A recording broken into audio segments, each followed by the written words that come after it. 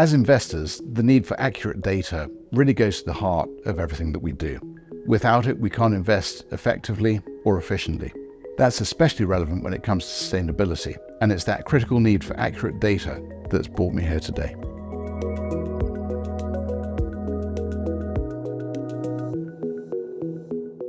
Hello, Mark. Hello, good to see you. Lovely to see you. Come on in.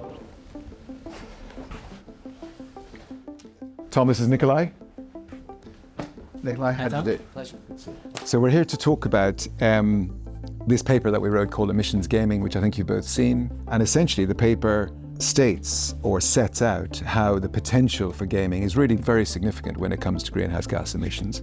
So the bedrock method for accounting and reporting greenhouse gas emissions is a thing called the Greenhouse Gas Protocol. And what we did was we explored the method, and it basically describes, you've got the 3 scopes of carbon.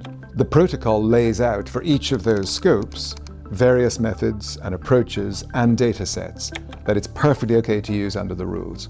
But if you do that, our estimates suggest that you can get a rosier picture, let's say, of 4.6 times if you use one data set, and up to 6.7 times if you use another at different methods and approaches.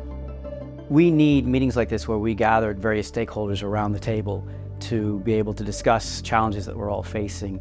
Different stakeholders see things differently, and so the ISSB and other organizations need to hear these different views and different challenges so that we can adjust either through education or guidance and even changes in the standards in the future.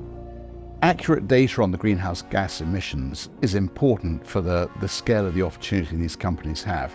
I was up in northern Finland last week and I was seeing a company called Wärtsilä, who are the largest maker of 4-stroke ship engines in the world.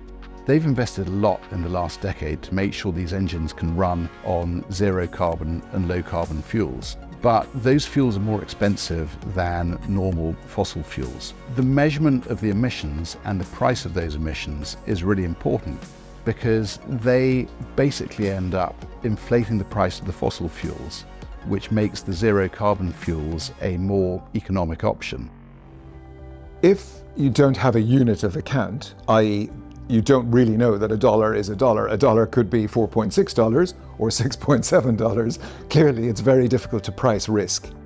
And really, investment is largely to do with pricing risk. The accurate pricing of greenhouse gas emissions is really, really critical. And at the moment, it's very varied. And so I think a lot of investors are really struggling to put it into their models in a meaningful way.